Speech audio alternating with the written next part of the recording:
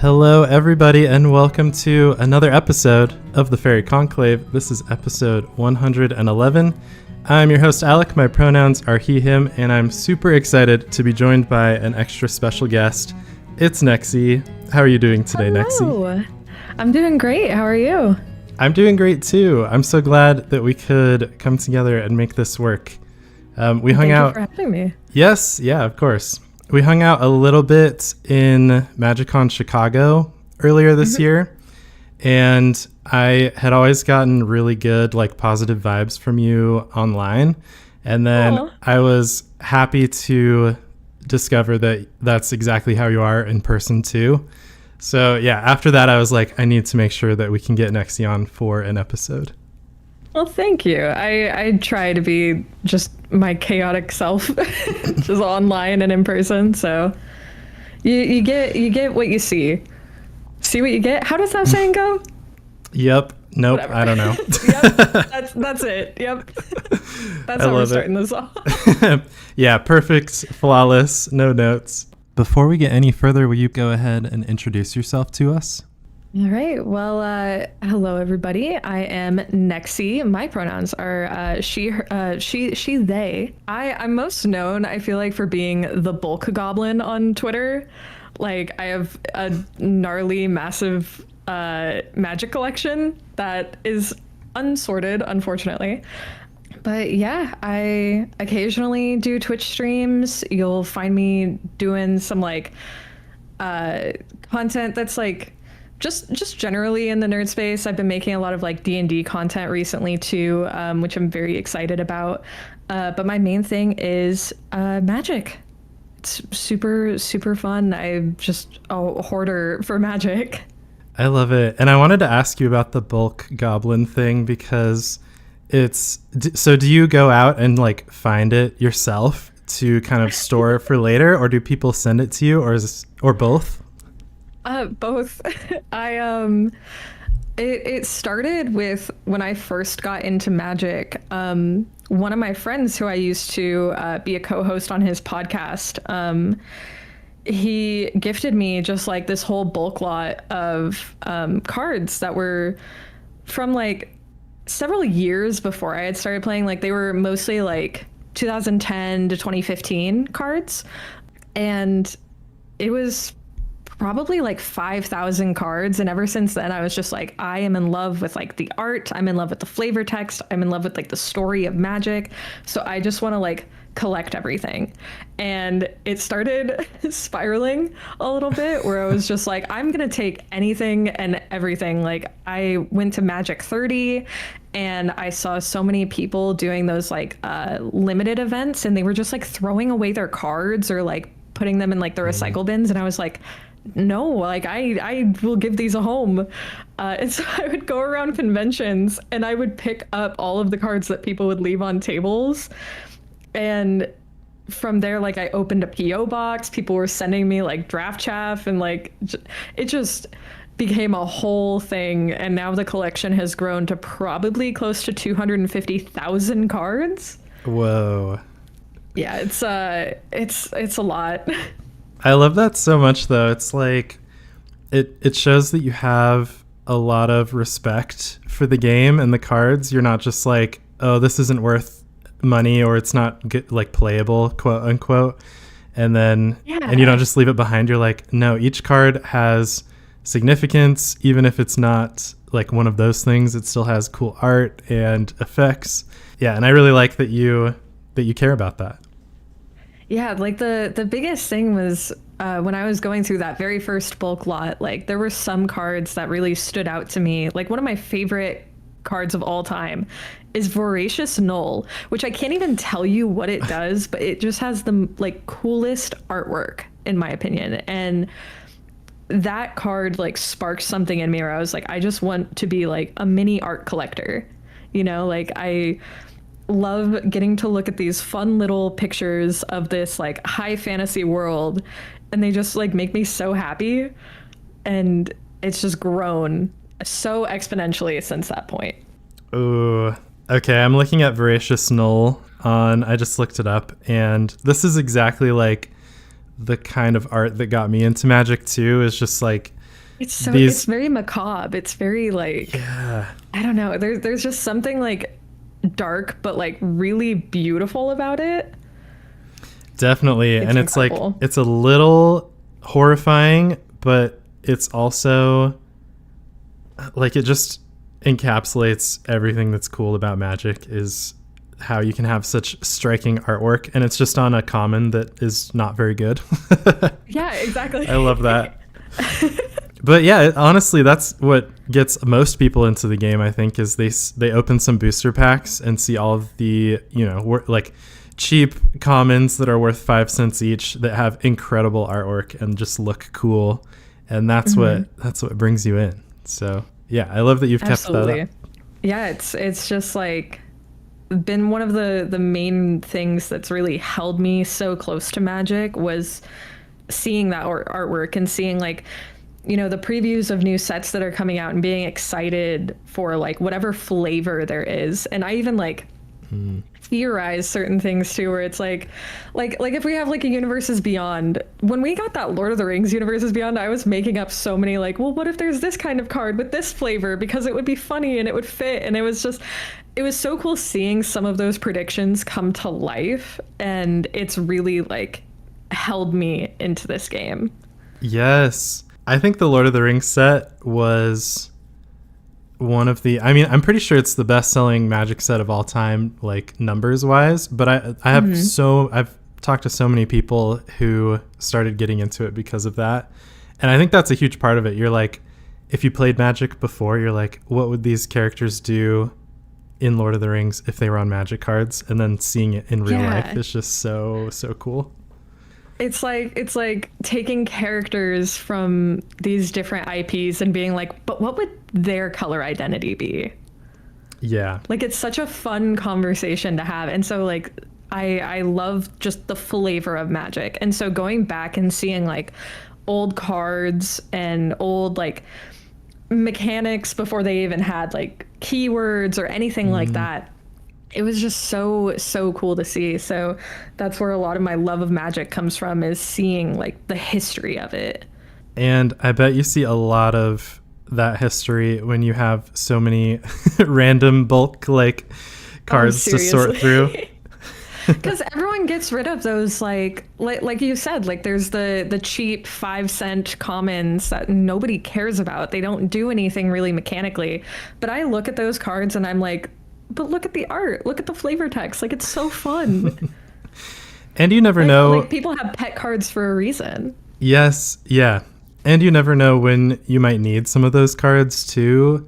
Exactly. Perfect example is I have been building a Wick the World Mind deck, which is, it's like the rat legendary creature from Bloomborough that makes like the more rats you play, it has like a snail token that gets bigger and bigger. Yeah. So fun. Oh my gosh. So I have like 30 rats in that deck, and I decided I wanted, like for the deck, I wanted them all to be really cheap. So I just got all of these old, like ugly, a couple of them are white bordered because that's the only version available. All these rats they were literally like 25 cents or less each from the whole history of Magic. And I just think that that's like a selling point for me wanting to build the deck, was I get to play all of these silly little common rat creatures from throughout Magic's history. Yeah, like we're going to be talking about my deck today, but that's exactly how I feel with building Grist, because like it's just all of these random insects throughout Magic's history, and some of them are so stupid and so like not good, but the fun thing about this deck is that I can put them in there and it doesn't matter. Yes, and it doesn't matter if they're like good or bad or anything, like they're fun. Right, it adds to the flavor, and it like makes sense in this deck.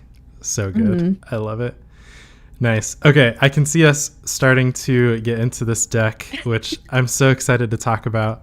But yeah, really quick before we get into it, I always shout out one of my patrons at the Conclave Mentor patron level at the start of the episode.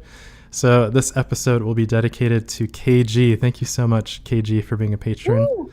Yeah, I really appreciate it. Sweet. Okay, so let's get into it with my first question for you, Nexy, which is, Please introduce the deck to us and tell us like what inspired you to build it in the first place. All right. Well, my deck today is Grist, the Hunger Tide. She is a legendary planeswalker that costs 1 and a black and a green. She starts off with 3 loyalty counters, and she has, as long as she isn't on the battlefield, she is a 1/1 insect creature in addition to her other types. You can uptick her 1 to create a 1/1 black and green insect creature token, and then mill a card. If an insect card was milled this way, put a loyalty counter on her and repeat the process. You can downtick her 2 and sacrifice a creature. When you do, destroy target creature or planeswalker. And you can downtick her 5, where each opponent loses life equal to the number of creature cards in your graveyard. She is so much fun. I love this card so much. When I was at Magic 30, that was like 2 years ago now? 3 years ago? 2 years ago. Yeah, I think 2022. Long ago. Yeah. I had never played Commander before that event. And the second time I had ever played, Z, at Z main character on socials, they lent me their Grist deck that they had built. And I fell in love with it. A couple months later, it was my birthday, and Z ended up mailing me a full Grist deck for me to have, like, for myself. And I was so excited, and it has become my baby, and it's changed so much over time, but it is easily my favorite deck that I have ever touched. I love that so much. It's something I love to do is play other people's decks just to see. I mean, it's part of the reason why I have this whole show is so I can get like a taste of what it's like to play other people's favorite decks. Yeah, well, first of all, incredible gift to gift somebody a whole deck. I love that so much. And then, to so take amazing. It and keep it is very special. So, yeah, I love that. That's cool. I wanted to talk about how Grist's -5 ability is really cool. Anytime I see, any card that has like an effect based on the number of creature cards in your graveyard, that just makes me so happy. As kind of a graveyard deck builder myself, I'm like always excited to see something like that. It's a very, very good ability. Like, I oftentimes I forget that she has it because like I'm so focused on all of the other stuff that this deck can do, but it is such a game changer. Like, the way that Grist just does everything, you know, like she puts everything into your graveyard. You can sacrifice things to kill off like other creatures or planeswalkers that your opponents control, and it just feeds into that, which makes the value of it even better. I love her so much. Like, it's just a really, really well-rounded, incredible card. So and she good. gets there so fast because like she can repeat her +1. Right. I feel like that's the coolest part about putting all of the random insects in the deck is that when you get Grist out and start doing the +1 a bunch of times, it's just like it doesn't matter if your insects are like silly and aren't good on their own because they're like fueling this engine that your commander has. So yeah, and I think that's perfect. That's like exactly what Commander is all about for me. Yeah, she is very, very fantastic. I love it so much. Okay, so since Z first sent you this deck and you started playing it, what kind of like history or changes or like things you've learned along the way? What kind of stuff has it gone through since then? When the deck started off, I'd say it was much more like one note, where it was try to feed into Grist as much as possible. Like, this deck is fully centered around Grist and her abilities. And I think over time, I've changed it into something a little bit more flexible. I've added some really, really cool cards in here that have helped me kind of pull the focus a little bit away from Grist, but still create a very powerful deck that kind of centers around like just making a lot of bugs, making them big, going wide, like going for lethal, creating a swarm essentially. It's so perfect. It's so flavorful. Yeah, I think I'm a big fan of decks that have the ability to win a bunch of different ways. And then you kind of have to figure that out each game as you're playing.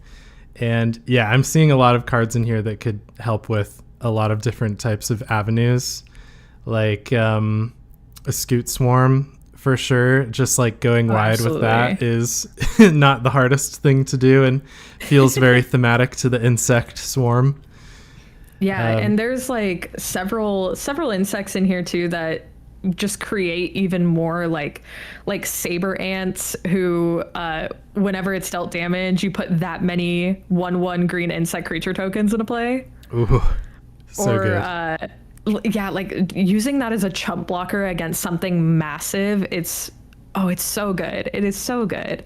And even like Hornet Queen creates four 1/1 flyers with Death Touch. So like it goes so wide. So fun. And it just feels right too. And I like how a lot of the insects, like they'll have Death Touch or flying or some kind of, they have a lot of like keywords that help get the damage through just on their own already, which I think is really nice. And yeah, it just feels right. Ooh, okay. I love this. So when it comes to like you sit down to play this deck, what is it that you just like most about playing it? Like what keeps you coming back every game? I think I really like how, like I mentioned before, it's a very flexible deck, but one of my favorite things is that it really kind of plays like if you haven't played against the deck before and you don't really know its capabilities, it feels almost like an underdog where you lay low for a lot of the game. You kind of stay in that like third place position, and then very rapidly it becomes lethal. And that is one of my favorite things about it, because you kind of keep your opponents on their toes.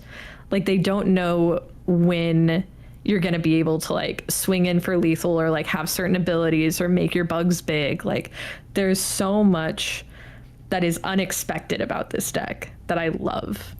Ooh.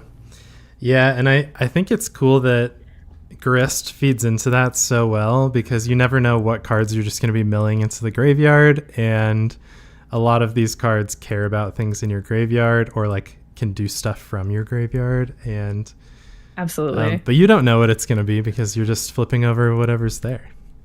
Nice. It's a very, very unpredictable deck. That's so good. That's like my kind of thing. I do like to have kind of a linear deck every once in a while, but I like the chaos of this kind of deck. Just gonna see what happens. Yeah, there's so much that like this deck is not for the weak by any means.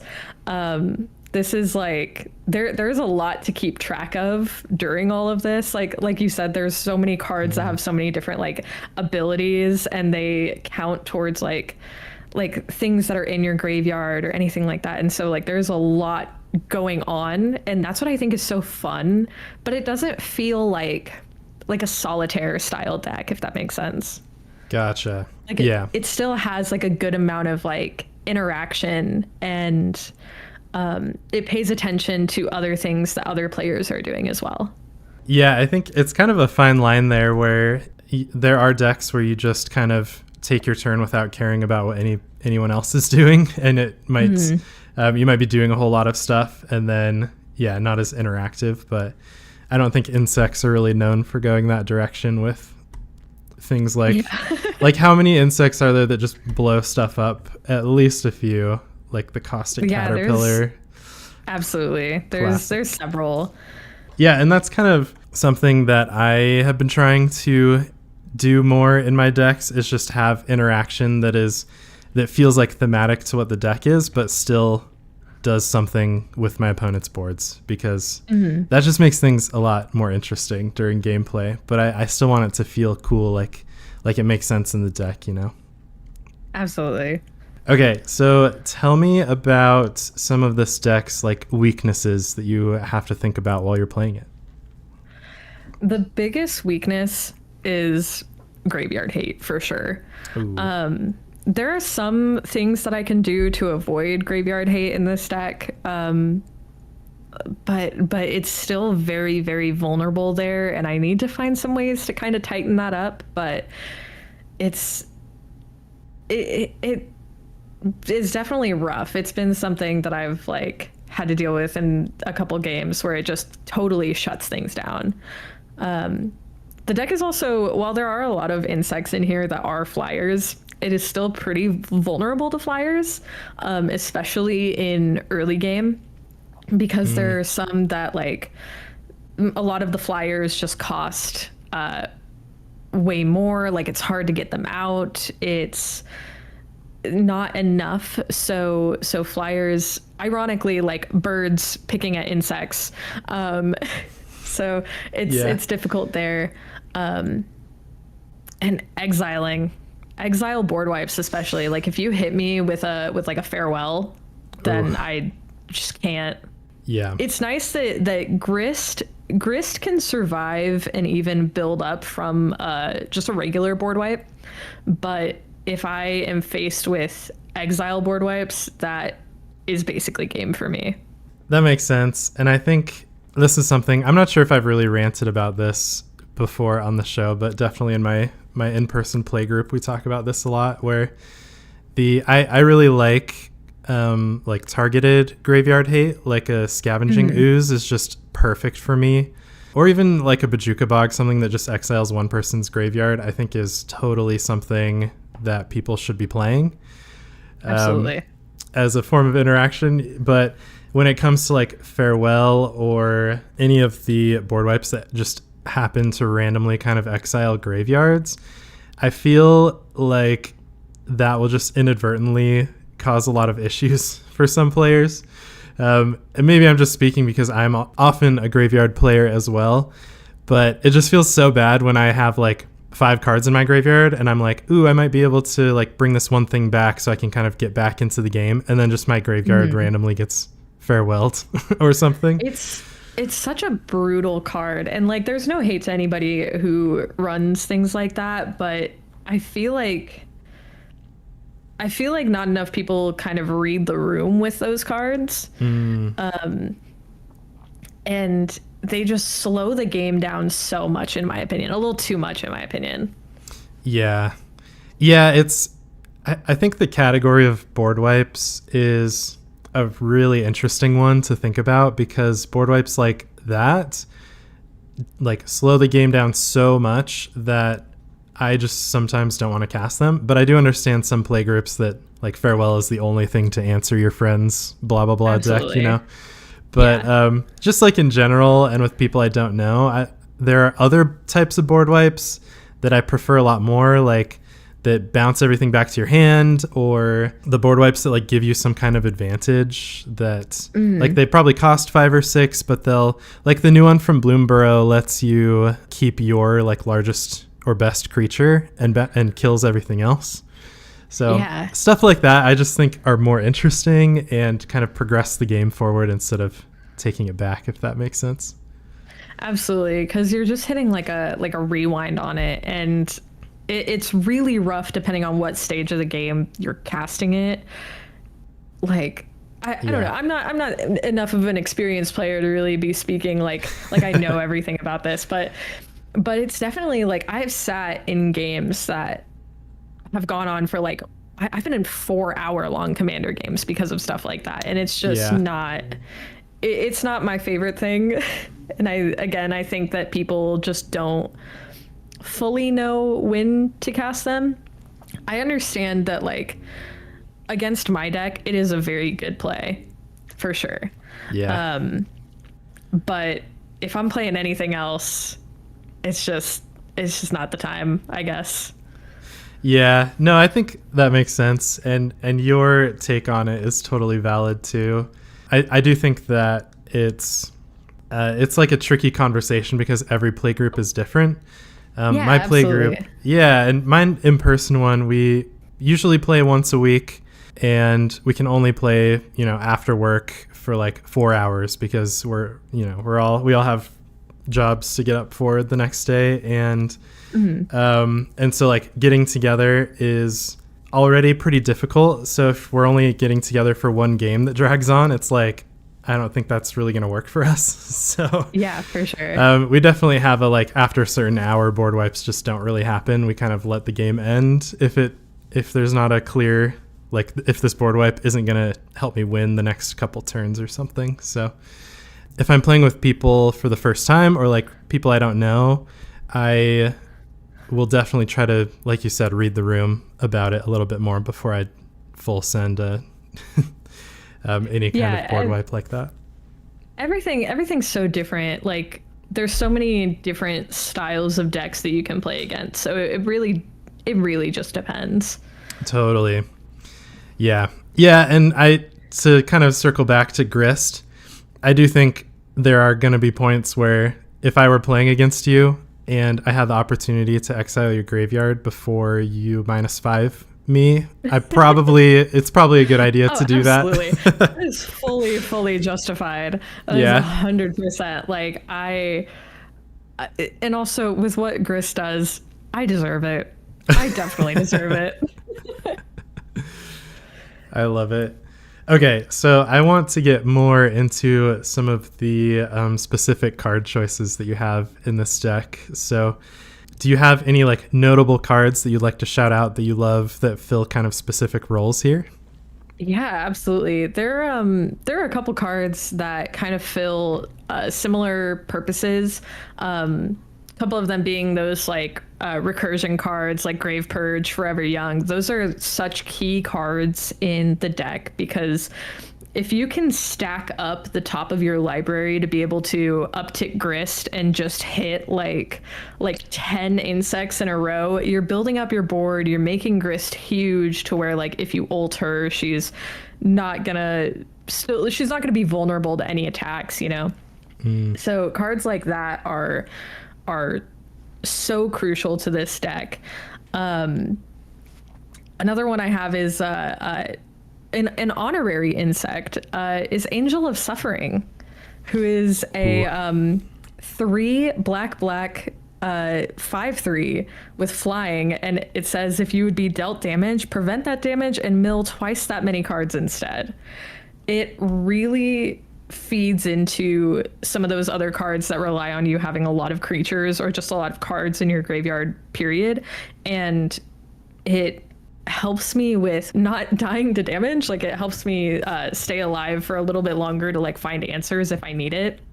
So I absolutely love that card. It is just like, whenever I get to play it and not accidentally mill it with Grist is some of my favorite games, actually. Like, it really turns things around because it holds off.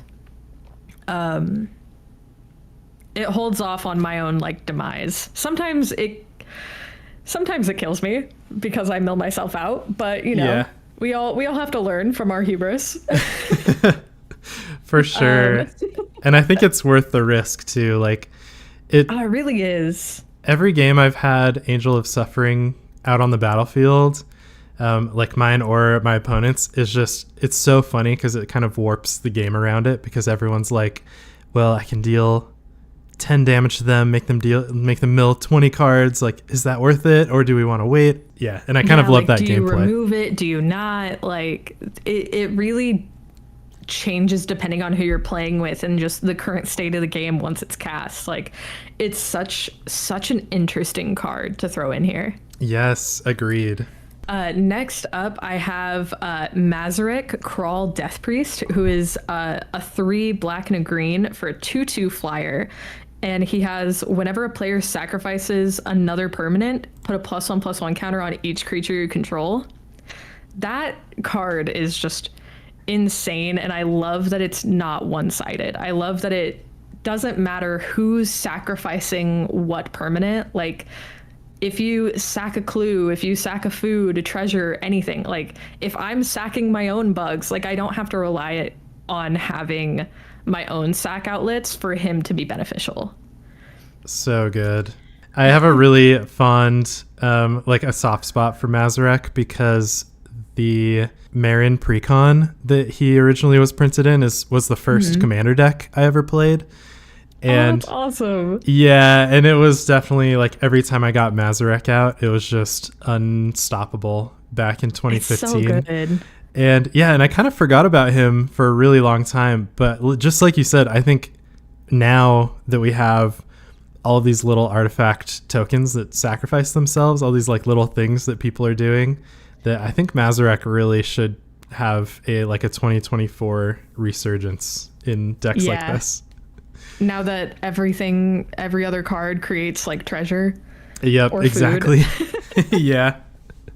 So good. An amazing card. Also, another notable card in this that pairs incredible with Mazarek is Mirkwood Bats. That is another honorary insect in my deck.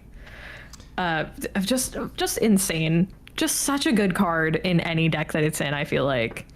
It's a 2/3 flyer with whenever you create or sacrifice a token, each opponent loses 1 life. So if I do have that sack outlet and I'm even just creating tokens with Grist, like it's just so good, and it really pushes the game along. Yeah, that's exactly like what you were saying earlier about different ways to get to victory. It's like you might have a huge board of a bunch of creature tokens, but your opponents might also have all these creatures out, so you can't really get in for damage. And you might have a sack outlet or something, and then you drop Mirkwood Bats, and it's like, well, now if I have more creatures than you have life, it's just over. Yeah, even Grist helps out with that, because the one thing that I always forget about with Grist, and going back to deck's weaknesses, this is a personal weakness, is that I always forget Grist has a -2 that is removal. So like you may sacrifice a creature and then destroy target creature or planeswalker. So like she in herself is a sack outlet. Nice. So it really, like, even if I don't have any other way to feed into Mirkwood Bats, like doing that stuff with Grist, it's just so good. Or feeding into Mazarek rather, because of Mirkwood also being on creating tokens. Oh, it's so good. And I like how all of these things are very synergistic with each other. They all work together really well. Yeah, there's a lot of overlap. I like if these cards were a Venn diagram, it's just a circle. Like they work so well together, and I don't think either of these cards were in the starting deck either. So like being able to build and realize the potential of like what this deck can do with certain cards, it's been so much fun. It's been so much fun building this. Another notable card. This one I feel like is a little bit more of a surprise in this deck, but it's Life from the Loam. Ooh, yes. Okay. It is a 1 and a green sorcery with return up to 3 target land cards from your graveyard to your hand, and it has Dredge 3. This was a more recent addition, and any chance I have to play this card, like I immediately take it. If it's in my starting hand, it is my turn 2 play. If I have like any way to tutor for it, like if I have a vampiric tutor in my starting hand, I'm getting Life from the Loam. Like that is immediately what I'm doing. It's just such a good card to again feed into that graveyard and help with like filtering through stuff, and it helps me with not missing land drops, because that was a huge issue I previously had with this deck, was if I was missing any of my land drops, I felt like I was screwed. Yeah. Like I felt like I couldn't do enough, because some of the bugs that are in this are pretty pricey. So being able to do that, and it helps with filtering out like the lands from the deck. So if I do like reshuffle or like stack my deck up, then like I don't have to worry about any of those interfering. Totally. Like it just feels so good when you have cards like Life from the Loam just consistently keeping your land drops there for you. And yeah, that's why I love to play. Like I see you have Crucible of Worlds in here too, which It just feel like you feel so safe. You're like, I won't have any mana problems for the rest of the game. I'll have at least one land per turn, and it just helps everything else go so much more smoothly. Absolutely, especially when I have a couple cards in the deck that do rely on lands, like obviously Scoot Swarm having landfall. But I also have Crash of Rhino Beetles, which if I'm controlling 10 or more lands, it gets +10/+10.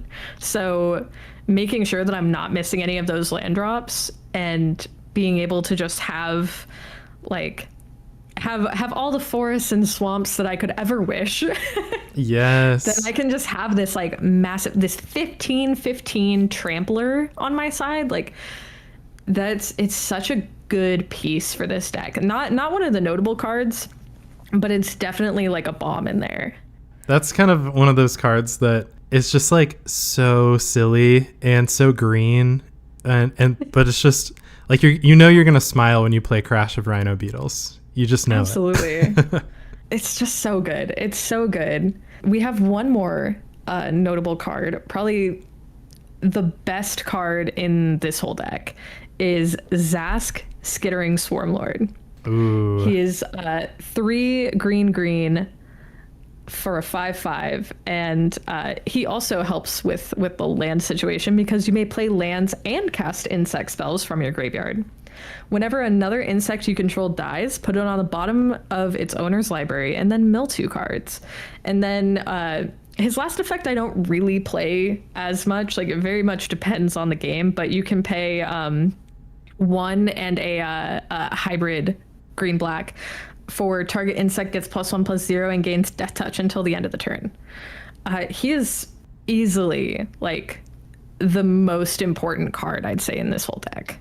Yeah, it makes sense too. That's just all the stuff with your graveyard that you want this deck to be doing, just kind of all wrapped up in one card that helps do all of that a little bit better. Seriously, and a jumpstart card too, which is surprising. But because I don't think he's been printed in anything else. I think he was only printed in Jumpstart. I think that's right. Yeah, which is interesting because I was also looking at Amzu, Swarm's Hunger, which is another really cool legendary insect shaman. From the Clue. Yeah, from the Clue set. So it's like somebody clearly likes insects, but they can only apparently sneak them in these like random these random external products. I definitely would have added Amzu to this list of notable cards for the deck, but I unfortunately just have not played enough with it to know how it does. Like it's good, it's fine. I like that it creates more tokens for me and it makes them bigger, but it's just been milled almost every single time that I've played this deck. So I don't know enough about how it actually plays on the battlefield. Gotcha. Yeah, I could see it kind of going either way. Yeah, like I don't know how important giving your insects menace. I guess I didn't even read it for those who. I mean, how could you not be familiar with Amzu, Swarm's Hunger? But of course, like the Amzu. Come on. Yeah, come on. But just in case, it's 3 black-green for a 3/3 legendary insect shaman with flying and menace, and then it gives other insects you control menace.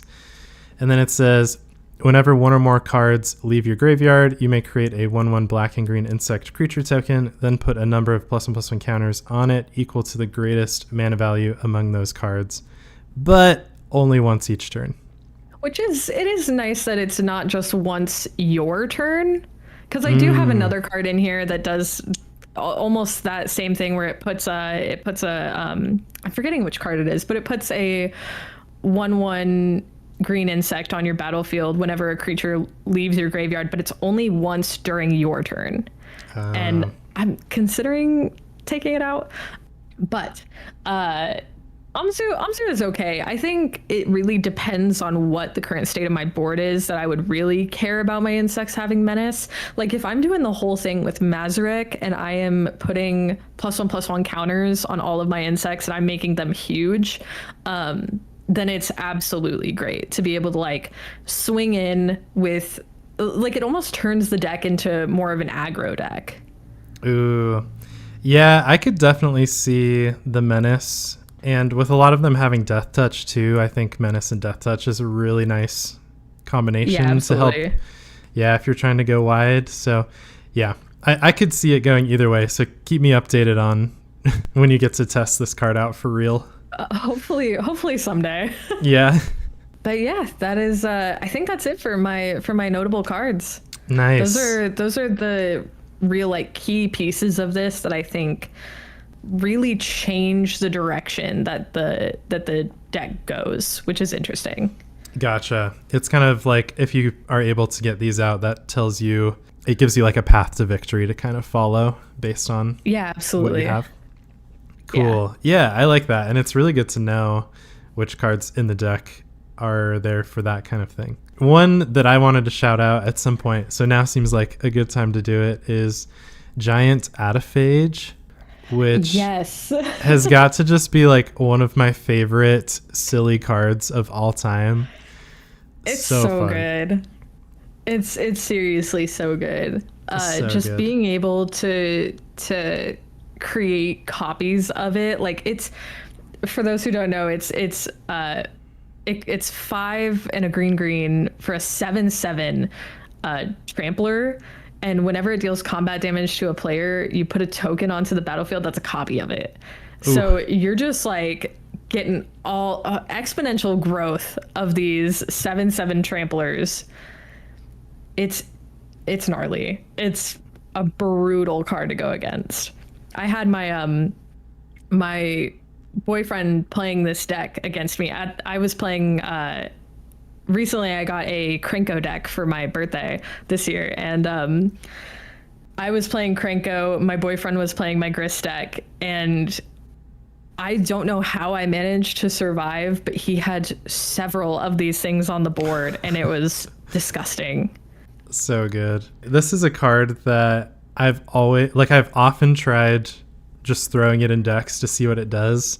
And it's like, it's so fun when it works out, but it rarely ever does, just because it's kind of hard once you get to 7 mana. You'd be surprised at like how hard it is to get the damage through on a 7/7.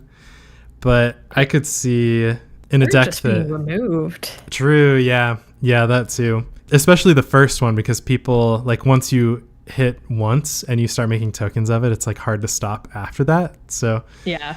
But yeah, I could see, since it's an insect itself, this deck, like, it's just perfect in this deck. And even if it doesn't work out, you can still get you can still mill it with Grist and get the insect, like, points for Grist, and do other things with it. So this seems like the perfect deck for it, which really makes me happy. Absolutely. And like when you have Zask out, Zask, like if you mill it with Grist or mill it with any of the other cards that mill in this deck, you can just cast it from your graveyard with Zask, and it's just, that's why Zask is like the real MVP of this deck, because even if you mill these cards and they're only like potentially providing you value through Grist, you can still bring them back out. Like, you're not losing your opportunity to be able to be silly with them.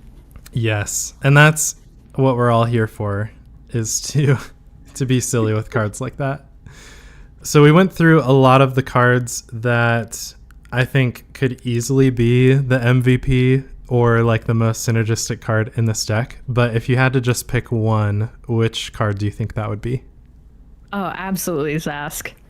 Nice, Zask is one of those cards that, while I was talking about the other notable cards being like, they changed the avenue or the gameplay direction, Zask is that card that is going to be perfect no matter what you're trying to do with the deck, no matter what game you're in, like if you're trying to go the sacrifice route, the go wide route, like Zask is the perfect card. And that's exactly how you know what the MVP is like, no matter what time in the game it is, if you draw it and you're like, ooh, this is going to help everything I'm doing, then that's how you know. And it's good to know which cards are like this, because then you can kind of plan around using them. Absolutely. Like, milling Zask with Grist is always like a heartbreaking moment, and that's why I have so much recursion in that deck, because I really need him. Like, there are some times in the game where I think like I can handle this just as is. Like, a lot of this deck is very synergistic within itself, but Zask is the thing that I think really pulls it together and pushes it over the top. I love that, and I also think it's cool that it has even like extra stuff, this kind of throwaway ability to give it an insect +1/+0 and death touch that you said never really gets used, but it's there, you know, maybe it'll be relevant someday. And the nice thing about that one too is that like if it's late enough in the game and you just have like a ton of extra mana, like you can give it to however many you want so long as you can pay for it. Like it's not one of those abilities where you have to like tap or do anything special. Like you can just do it so long as you can pay for it. Nice. I mean, I could see if you have the mana open, people would be more scared to attack you if you don't already have death touch stuff going on. Then they'd be more hesitant. They're like, well, they can just give that death touch and block, so I'll attack someone else, which feels pretty good. Yeah. Nice. Okay, I love that. And just kind of by the way you've been talking about this deck, it seems like there are a lot of pet cards in it. Do you have any? Sure. Do you have any that you'd love to shout out specifically, being like your favorite pet cards that you can't resist playing in this one? My number one pet card in this is Plague Beetle. I was going through some of my bulk not that long ago. This is probably a couple months ago, and I found a white border 8th edition Plague Beetle who is literally, he costs a single black. He is a 1/1 insect with Swamp Walk. That's all he is. And I love him so much. Like, when I'm updating this deck and I'm putting like other insects in, this is the card that I refuse to take out. I love him so much. It's beautiful. I'm just, if you... He's just a little guy. Everyone out there needs to go to Scryfall and look up 8th edition Plague Beetle right now, because I will admit this is a rare card where the white border like adds so much to it. It really does. It's so good. It's just so good. I love this card with my whole heart, and surprisingly, it pulls through. I believe that because you have a lot of ways to like put +1/+1 counters on your insects, or pump them up with Zask, or do all these other kinds of things to make your insects huge. And at least if you're playing against anyone in my play group, pretty much everyone's going to have a swamp. So and big the nice unblockable. Thing is, even if they don't, I run Urborg in this deck. Oh, chef's kiss then. So it's perfect. I cannot express enough how much I love this little card. And that's kind of exactly what I was saying earlier about the rats. Like, there's like Carrion Rats is just this ugly little rat card from, I don't know, 1999 or something. And it's just so, like, I love playing cards like that so much. And Plague Beetle is also a creature that I could see having a pet of in real life and not just a pet card of. It looks like one of those cards that you should have like a little like plushie made of. Yes. Okay. But actually though. Quick, let me learn how to crochet. Yeah. I'll make one. Exactly. I mean, we had like plushies and merch of that little Phyrexian guy. I can't remember what its name was. The cute little like insect Phyrexian creature. Was it last Skrelv? year? Yes, Skrelv. Oh my gosh. Yes. Also, for those listening who don't know, I have a Skrelv tattoo. Really? Yes. Oh my god. I got a Skrelv tattoo before the set even released. Hell yeah. Okay. Go off. I love that so much. It is such a conversation starter whenever I'm in a game store, and it's so much fun. Skrelv. Or like I'll know when someone's like a real nerd, just like out in greater LA area and walking around. Like the Skrelv tattoo shows, like even if I'm in like a t-shirt, because it's just like right on my arm, right on my bicep. And so like people like point and be like, hey, that's that one guy. And I'm like, yes. Incredible. Okay, well, if Skrelv ever needs a tattoo friend, I think Plague Beetle is a fantastic option for the next one. And I wish that I really wish that Skrelv, his creature type was insect. Unfortunately, it's mite. I wish so badly, but that's right. A sub-genre of insect, kind of. Kind of. I love that. Okay, and that's the kind of thing, like, not to get super sidetracked here, but at some point I will be getting a magic tattoo, and I love the tattoos where it's like the mana symbols and the more like recognizable stuff. I do love those, and I'll probably get something like that at some point, but something about just the most niche, like getting a Skrelv tattoo is like, that just makes me so happy. Like, that's exactly what I would want. It's so good. And I very much support whenever people want to get magic tattoos. Just when people want to get tattoos in general. Oh yeah, same. Okay, so I'm excited about this next question. What has been one of your favorite in-game moments that you've had while you were playing the Grist deck? Funnily enough, it actually does have to do with Plague Beetle. I was playing in a pod. I believe this was in Chicago. It was in MagicCon Chicago. I forget what two of the commanders were in that game, but my boyfriend was part of the pod, and he was playing. I believe it's Morska is the commander from Murders. That's the Clue one. The Clue yes, deck. The one that I always think is a merfolk, but actually is a Vidalkin, right? Yeah, it's weird. Yep. the merfolk, definitely not merfolk. Yes. Yeah. So he was playing a very, very good, well updated Morska deck. I had Urborg, and I had Mazarek, and I had Plague Beetle.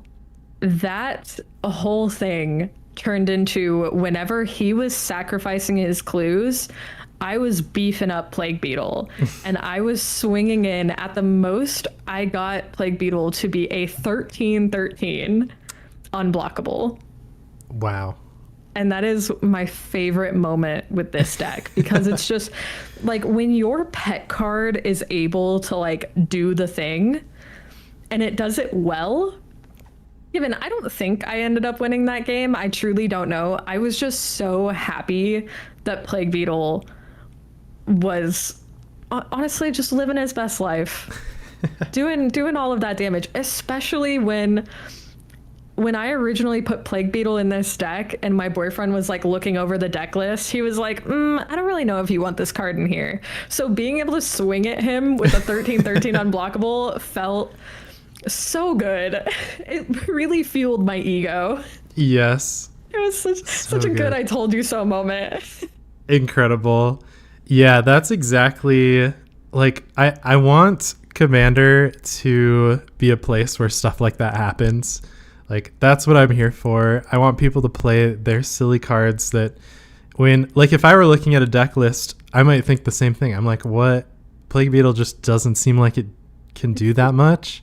But then I'm not surprised at all that when it's actually out on the battlefield and you have all of your other stuff going on and working, that it actually becomes one of the scariest pieces that you have going on. Seriously, it's just like putting together a puzzle is how I look at this deck. Like, you have all of like the border of the puzzle, and you're trying to find those inner pieces, and Plague Beetle is one of those inner pieces.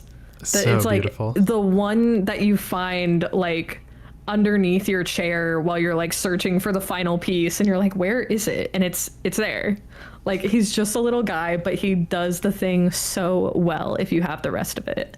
I don't know. I'm just like smiling about Plague Beetle right now, and that's why I'm here. We need more love for Plague Beetle. This like random, I don't even know the last time this card was even printed, but 8th edition Plague Beetle, let's give him some love. So good. So good. Okay. I'm obsessed with that, and I don't want to move on from talking about Plague Beetle, but it actually, really quick, it actually looks like the last time he was printed was in 10th edition. Oh my God. We need a Plague Beetle reprint. Yes. Yeah. Get us a Plague Beetle reprint. He's a lot less cute in that one, but yeah, let's get like a full art. Oh my god, borderless. Like give him that cool like surge foiling. Yes, yeah. Let's go all out here. Like, he deserves it, I say. Absolutely. Turn him into a legendary. Honestly. Legendary creature, insect, 1/1 with a swamp walk. It's just exactly the same as Plague Beetle, but legendary. You just add like the in front of his name. It's like the Plague Beetle. Legendary creature. Okay, if you showed up with Plague Beetle like slightly altered to be your commander, I would be so on board for that. It's like if anyone's been seeing those like Sharpie wars that are going on Twitter, it's like the opposite of that. Where you're like adding just like a single word to change it. You're actually like using a label maker to add words to it. That's so good. I think we just stumbled upon the next like viral thing that needs to happen. Starting here. Label cube. Yes. I love. Man. Okay, so I'm definitely inspired and excited about Grist the Hunger Tide. And if anybody else out there is also interested in building a deck like this, what kind of advice would you give to those people? I think the biggest piece of advice that I have to give is like, you don't have to be too picky on your insect cards, but you do have to be very picky on whatever you're running that is not an insect.